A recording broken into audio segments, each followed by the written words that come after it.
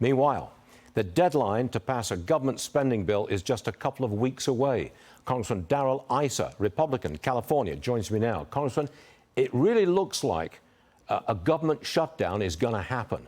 And I have to tell you, sir, the public doesn't like it and will probably say it's your fault. Republicans always get the blame in a shutdown. Are you prepared for that to happen? I am, Stuart. I'm used to it. I've been through these shutdowns before. But just like the people before you just finished talking to at UAW, this shutdown benefits no one.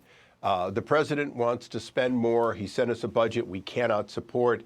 The Democrats in the Senate have not, or the Senate in general, has not sent us back any response to the bills we've already passed. In other words, they haven't done anything at all as far as sending. And now we're being asked in the House not to do a CR, but to somehow capitulate to one of these demands, and we can't.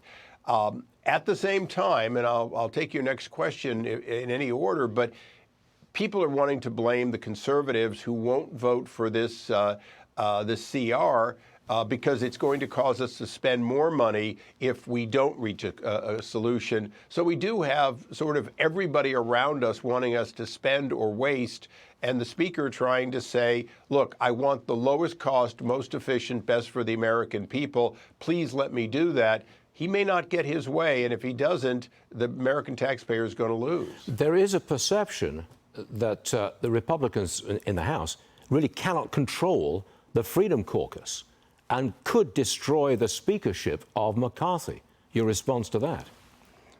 Well, certainly the Freedom Caucus, they're good friends of mine. I serve with them very closely and appreciate them.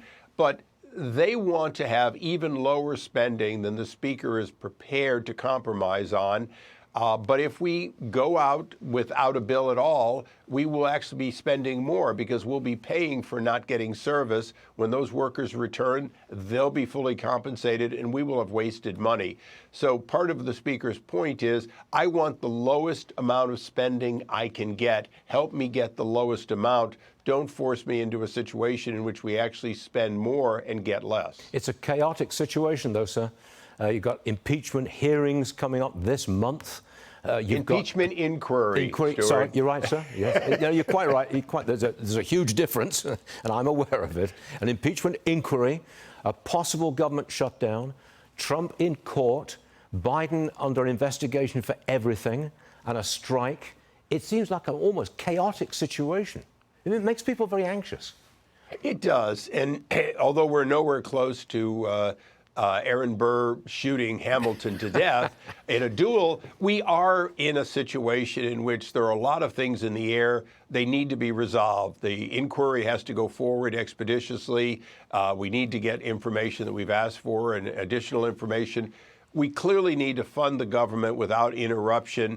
And quite candidly, there's a lot of other work to be done. America's dealing with runaway inflation. Unless we reduce our spending, the Fed will increase the burden on Americans by increasing the interest rates until they break the back of inflation. But by that time, we could be deep in recession. So no question at all, we've got to do our job. The speaker has been very candid about knowing that these have to happen. And oh, by the way, yesterday we spent a lot of time looking at the future of AI. There are things that aren't hitting the headlines that are just as important that Congress address. So I'm excited to do it. I'm frustrated that the president will not tell his people to vote for a clean CR so that we can move forward, at least with that portion of it, without interruption. No, he wants you to shut it down. Congressman Darrell Issa, thanks for joining us, sir. We appreciate it very much so. Thank you, sir. Thank you so much, Stuart.